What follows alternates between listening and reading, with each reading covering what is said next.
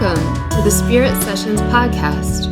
I'm your guide, Katie Silcox, bringing you your weekly self-love soundbite. Join us, where I'll help you find your true spiritual home, where every single aspect of you is holy brown, holy brown, holy brown, holy brown.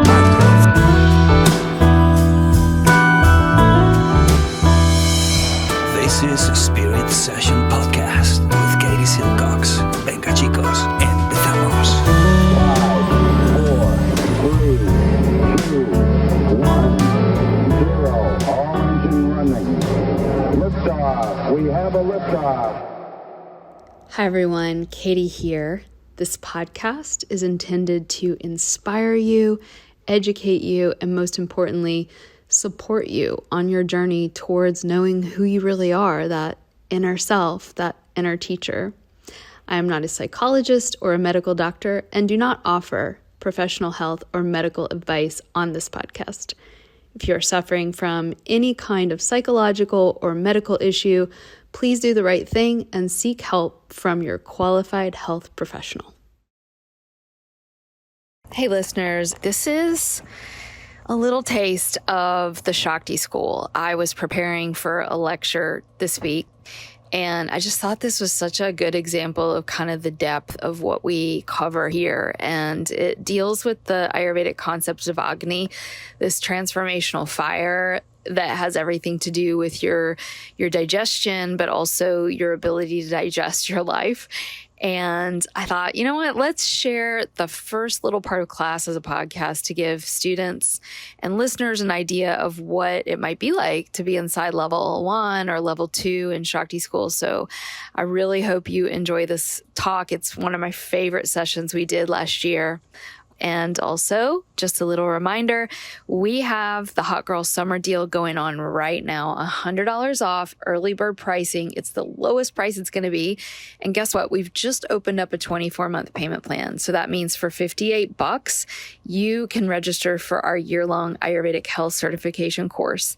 The links are all in the bio, and we are also offering a totally free webinar July 30th at 11 a.m. So if you want even more of Shakti School to taste it for free, this July 30th, be there. It is going to be super fun. We're going to be talking about ways to cool down in the body, the mind, the spirit, the emotions, the breath, everything we need, food, recipes, desserts, hydration techniques. It's all there. So I hope to see you there. Welcome back. I hope you guys are doing really well. I'm genuinely excited to be here. It's been a few weeks since I've taught at all in Ayurveda School, and it's been nice to have a break, but this is definitely where my heart is and where my passion is to be what I think is one of my roles on this planet, and that is a translator, hopefully somewhat fun and entertaining, of the most important thing that we're called to do as humans, which is to know who we are and to celebrate our uniqueness and to know that we're not alone on this journey, and that this journey is 100% our own responsibility, no matter what circumstances we're in, no matter what circumstances we came from. It's us. It's on us. Nobody can do it for us. And at the same time, to know that we have to have help, and that we need each other. And as I grow older, and I hope a little bit wiser, and sometimes not wiser, but mostly wiser, I realize how much I created Ayurveda School for myself, to be a home for me, to keep coming back to, like church, to just keep getting reminded. And so we hope that is what perhaps this place is for you. We all need to be together. We all need that reminder. And we all need to feel that we belong to somebody. So we want you guys to know how much we love you and we care about you. Even if we never have met you or never do meet you, it doesn't matter. You're human. You're alive. You're here. And that makes you worthy of love and belonging. So in level 1, we had a class early on, you may remember, with me on Agni. And we talked a lot about our metabolism and about our digestion in level 1. And of course, we'll continue to talk about those things in level 2. But what makes today's class really special is that it is level 2. And so we get to go even deeper today into the real genius of Ayurveda. And that is its ability to slap us upside the head on a number of different levels at the same time.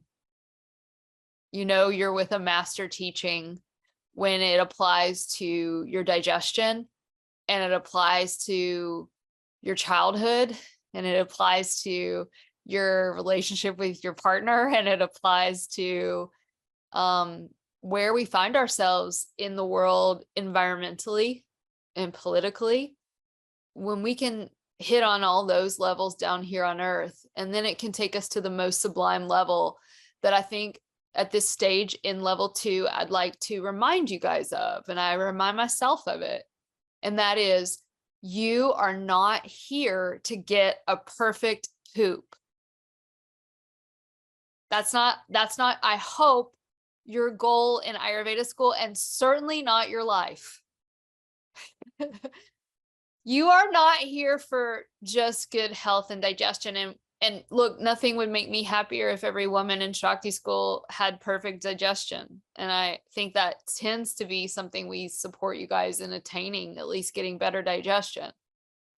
But the point of this school, and I think the point of a life well lived, is that you touch truth.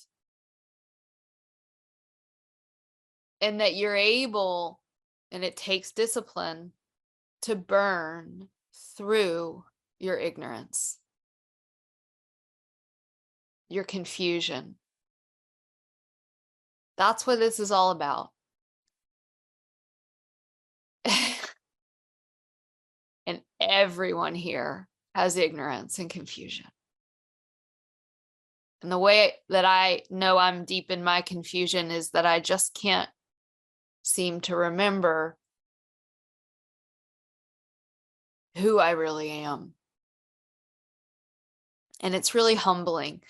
And that's why we have techniques, and why we have a school, and why we have many books and teachers. And of course, Shakti School is not the only one, thank goodness, right? We're swimming in good stuff, guys. We are. The task of our time is to learn how to swim through all the information on the internet and everything that's out there and all the voices, and extract what's nutritional, leave the rest behind, because there's also a lot of junk food on the internet. So today's class is about something holy and sacred. I will walk you back to Ayurveda school.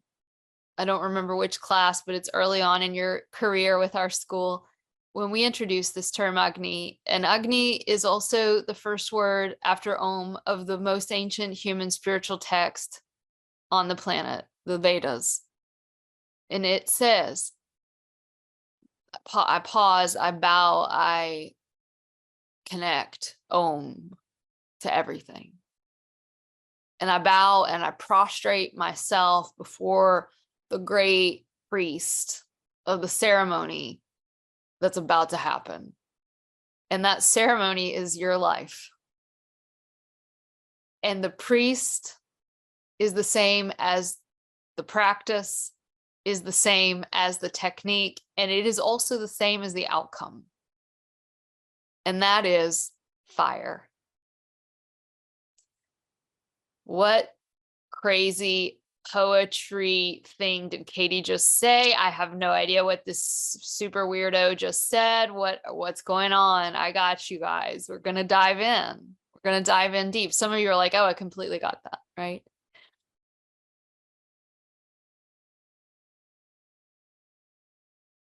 The thing that we are here to discuss is as close to you as the hairs on your head, as near to you as the inhalation and the exhalation. It is as close to you as the thumping of your heartbeat. It requires absolutely no more therapy. It doesn't require an herb or a supplement or a technique. And I know you guys are learning so much in level 2. But I'm here to bring you great news. You can let that go for a minute. Pick it up when it's needed. And to rest today in the purpose of the practice, which is Agni. Agni means fire, of course. But what is this fire? It's love. Plain and simple. It is also your ability to pay attention without judging. When you put those two things together, pure consciousness and a little side helping of tenderness, you get the greatest power on the planet. If you just pay attention to things and you don't have love and tenderness, you become a tyrant. You become very smart, very clever, very bossy. You make a good leader. You know how to work things for your favor. Some of you out there know what I'm talking about. You know it. You're fiery. If you're just pure consciousness, it's a sharp sword. If you're just love, but you don't know how to pay attention, you're just a little soft, you're a little gooey, right? You're not getting anything done. Some of you know what I'm talking about. You're a little more watery. You're a little more indulgent. You indulge yourself. If you're like me, you indulge your pets. You can have another treat, sure, right?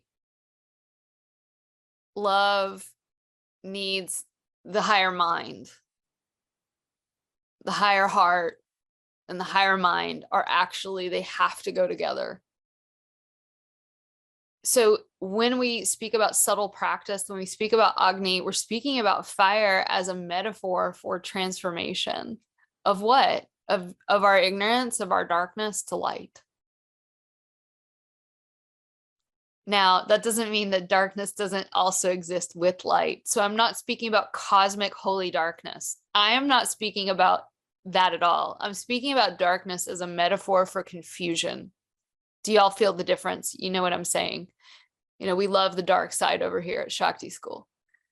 But in this metaphor, we're speaking about ignorance. So let me give you a regular everyday example. All right. So have you ever been in your life, just something happened? I'm just going to make this up and kind of, go off the cuff here, but let's just say it's definitely someone I know.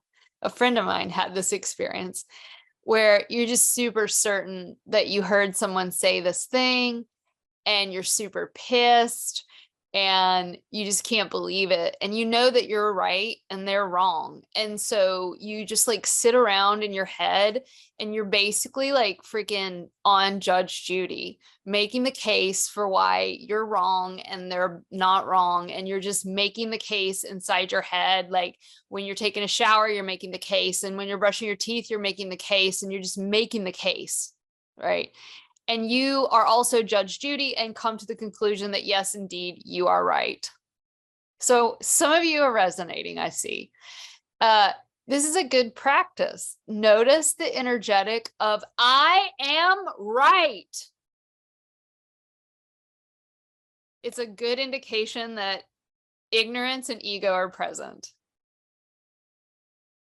The feeling I am right does not in any way deny the fact that bad things happen and we need to get out of bad situations and of course do things to make our lives better. But we're talking about a little bit more subtle level today. And I know you guys know what I mean. So let's say you're in this situation, you're super mad at somebody, you're super convinced you're right. You've made the case inside your head. You've practiced what you're going to say, what you should have said, like you're in it, right? And the certainty is real. And what we know is that in our neurological structures, there's a solidification of the neural pathways. The yogis said it differently. They said your ego becomes more and more solid. So whenever we're in that construct of defense, especially through the vehicle of the thinking mind and quote, making the case, we can be sure that we're in that structure that's making itself harder and harder and harder. We call this our defenses. Now, look, there's a good reason that some of us built up some pretty strong walls. We don't want to make our walls bad. We don't want to make them wrong. That's only going to reinforce the walls. But then let's say the same situation where you knew you were right. And then you get a little more information about the situation. Maybe you have the courage to have a real and honest phone call with that person where your hearts can open a little bit and you get a little bit more information. Or maybe you just straight up heard something incorrectly. Maybe you were wrong. Maybe you were really wrong. Raise your hand in Shakti School Level 2 if that's ever happened to you. Some of you it happened to this morning. So I'm being, I hope, a bit silly, because what the teachings of Ayurveda, Buddhism, Gnosticism, Druidism, Tantra, any spiritual holy path worth its salt says the same thing over and over again. That's just a little example. But the bigger example is that we are also wrong about the nature of who we are. Now, that's something that might be very interesting if we consider ourselves to be a yogi, which just means someone who's here to awaken to truth. So Agni sadhana, sadhana means practice, Agni means the fire of transformation, is the holy intention to utilize whatever it is that is currently in the field of experience in you, for you, in your life, as the wood that will be lit. You're going to pour a little ghee on it because that's love. And then you're going to light that sucker on fire with a match, and that's truth. And today it will be my great honor to practice this with you in a way that I hope will be really embodied and real and fruitful, that will also probably not be anything new, but maybe, right, for some of you doing this a while, but that will offer up a little bit of a formula to be able to ever more grapple with the difficulty. I want to say that again, the difficulty that is the path of fire. And we know fire is not just fire, but fire is also oil. And that's the love. So Agni sadhana is the subtle practice of taking the aspects of you that not only in this lifetime, but if you subscribe to the spiritual traditions, eons of lifetimes, to be able to take those experiences that have solidified us, that have hardened us, that have made us very certain about who we are, that have created our, quote, personalities, and being willing to take that hard ghee, you know, when you pull ghee away from the warmth and you put it in the fridge, it gets hard, and that you're willing to move it closer to the fire. And what happens? That ghee becomes soft. And that's what we use when we cook, because hardened ghee, it's not great for cooking. We warm it. And that's what enables the spices and the medicines to actually reach us. We are starving. We're starving for love. Now, when I say we, I mean the planet. Some of you are soaking in a lot of love, and I want to acknowledge that, but that for many of us here, and for many of us on the planet, there's an epidemic of hunger that isn't only physical, but it's psycho-spiritual. The teachings say, and we'll go into some slides around this, so you won't have to take so many notes, but certainly always feel free, say that there is a fundamental fuel of this whole situation that's keeping us from the great nutrition that we're all hungry for, and that is this confusion. We're confused about what's going to get us there. And then they say that this can be broken down into two major categories. one is called raga, or craving, and one is called dvesha, avoidance or aversion. So think about it like this. Our mind often gets organized around everything that we want to have happen, everything that we have that we like, that we want to make sure that we keep, and everything that we are afraid that will happen, or everything that is happening that we don't like. So I'll break it down even further. Our mind is often organizing itself. And when I say mind, I don't mean fullness of higher mind. I mean chitta, or the thinking mind. It organizes itself around ew and yum. Okay, so I think that's as simple as I can get it. But you got to take this out into the world, right? And so we're organized around that. And that gives us, when we feel like we've finally gotten a little bit of the yum, right? We're like, yay. And then what happens? We want to keep the yum. And now we enter into a new cycle of avoiding the things that will threaten the yum. So we're also in avoidance there as well. And so it just creates this sort of endless looping.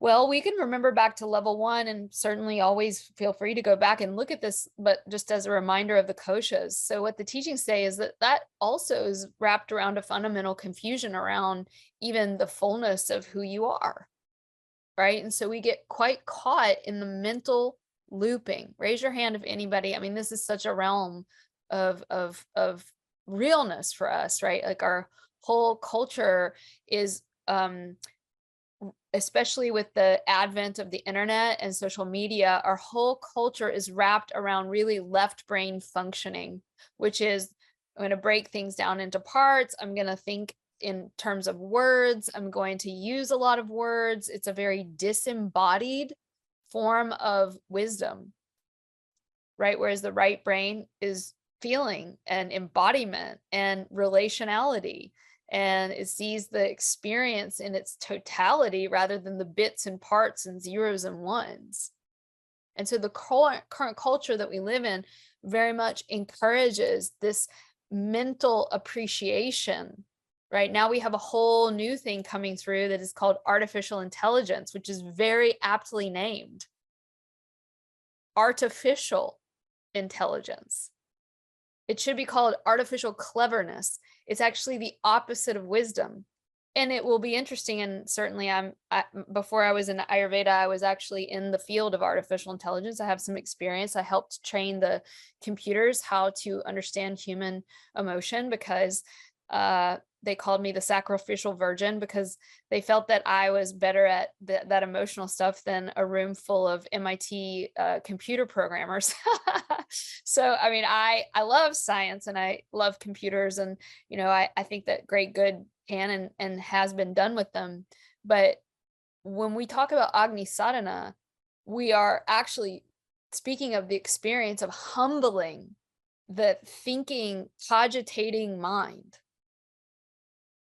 to some of the other aspects of ourselves, namely in this school, the energetic self, the raw, embodied, emotional self, the primal physiology of the animal self. We love the mental self. We completely use the mental self in these classes. You have lectures, you have notebooks, you have homework, we have tests and quizzes, and certainly we honor that aspect, but that aspect is so bloated in comparison to these other aspects. And then finally, this wisdom body, this intuitive body, and this bliss body, this holy body of limitless potentiality. The bliss body doesn't mean you're walking around having orgasms one after another and just complete happiness. The bliss body is such in that it has such vast etheric capacity that it can activate any of your potentialities from killer to saint, but there is a way that you have awareness of it and choice. So Agni sadhana is the practice of slowly but surely learning how to be inside and capacious with all those other bodies. And it's non-linear, but a little bit linear in that working with the calming of the mind and working with the awareness of energy, those two bodies together are called Atma Puri. Atma means soul. Puri, city, C-I-T-Y, the city of your soul. Well, hell yeah. So getting the mind calm, getting the nervous system calm, getting the chemistry of the physiology in a more constitutionally appropriate state, getting your digestion better, that will also contribute to the capacity to feel the more subtle realms of experience, aka energy. And when we get the mind calm and we work with energy, we can suddenly have better and more access to Atma, soul, Puri, P-U-R-I, P as in Peter. So that's something that I think everyone might be interested in. Agni is the compassionate witness that can be with the truth of your experience without us adding in what my teacher Crystal calls, here it is, it's going to be a good phrase, it's one of my new favorites, the feeling narrative.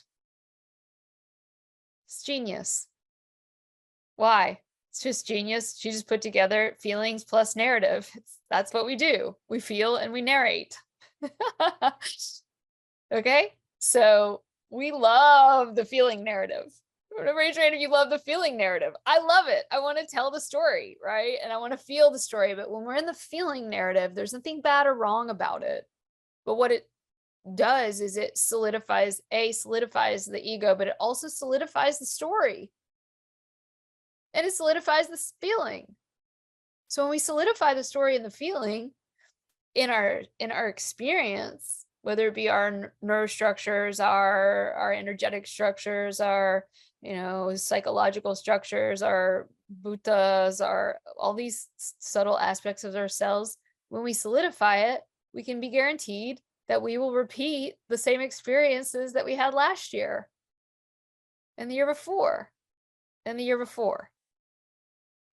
So Agni sadhana is the practice of stepping out and having the great courage and bravery to step out of the feeling narrative.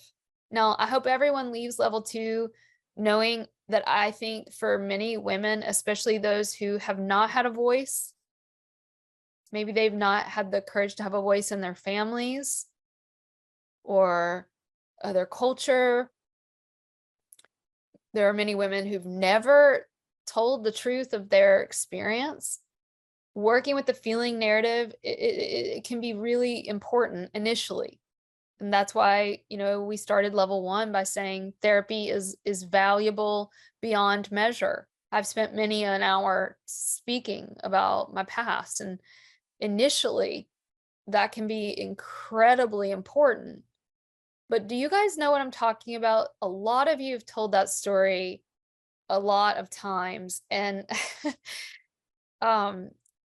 and I don't mean to say it's perfectly linear and developmental, but there comes a point when you're weary.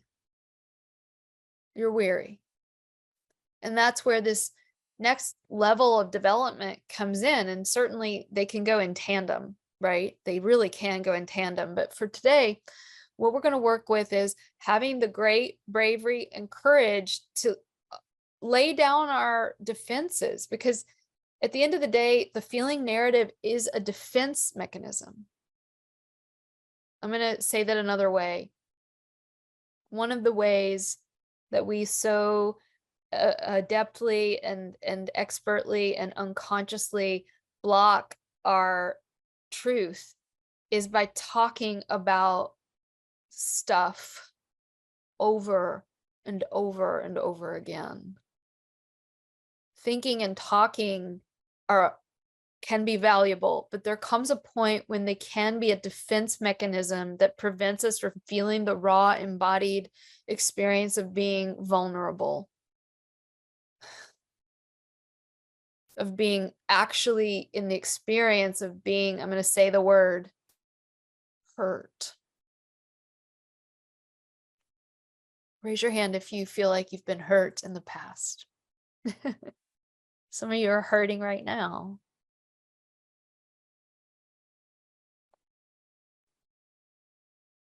So Agni Sadhana invites us into the raw presence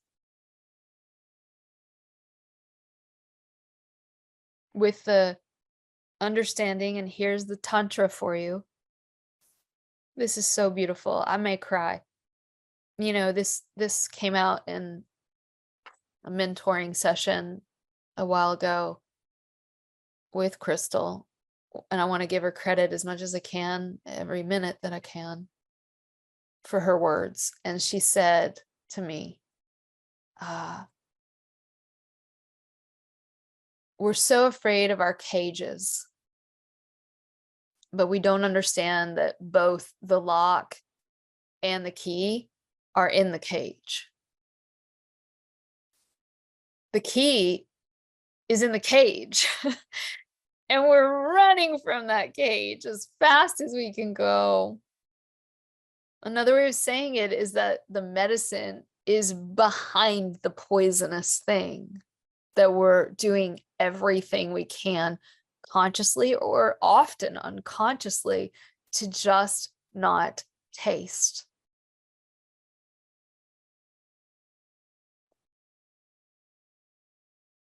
The compassionate witness of ourselves, our psychology, our physiology, our sensations, our emotions, that can, in its own time, burn the cloud of our misunderstandings. We call this tamas, in Ayurveda. The why behind our imbalances that we've been speaking about in Ayurveda School, our etiology, our disease pathways, our traumas, our lineage karmas. And you guys have been doing such a good job going into these things, and it's intense and it's complex and it's complicated. And we can sometimes get so caught in the etiology and the why that we might miss out on the fact that, and what is taught in Ayurveda, that each individual's experience is wholly and completely unique. And that's why the healing process is intimate. It's unique, and it's like a thumbprint for you. There's no one size fits all. It leads us into a deeply intimate personal experience of you meeting you. Maybe in a new way that's a little more tender, a little more kind, a little more loving, and a little more understanding. If you've ever had the feeling of catharsis, you know this feeling very well of, oh my God, all my life, I've always thought that I was this way because of X. Oh my God, all my life, I always thought I was X. Oh my God, I thought I was a kapha. I realized I'm a vata. Oh my God. We call this insight. Insight. Some of the most profound healings come when we realize it's always been the opposite of what we have portrayed with our personas. It's always been the opposite of the way that we defend ourselves in our relationships. It's always been actually the opposite. So those of you out there who feel tough, you're probably quite tender. Those of you out there that feel quite shy, you're probably a real firecracker inside. These defense mechanisms can often be 180 degrees from what we thought. And Agni reveals that. Transformational fire softens defenses so you can see the truth of what's actually there. And what the teachings say is if you keep transforming and burning down more and more and more, and you just keep going more and more and more, and you just keep going more and more and burning down more, what you find is freedom. Not that you won't have pain, but that you will no longer be caught in the feeling that you're alone in it. If you keep burning, what the teachings say is you reach samadhi, which means union, because you realize that you are just like everyone else and everything else. And at the core of what you find, there's something so unique to you, and that's what makes it mystical, and yet so transpersonal, meaning just like everyone else. A big special thanks to Kevin Carlisle of Goodbye Gemini, who wrote this beautiful podcast music, and to DJ Juan Pablo Jimenez in southern Spain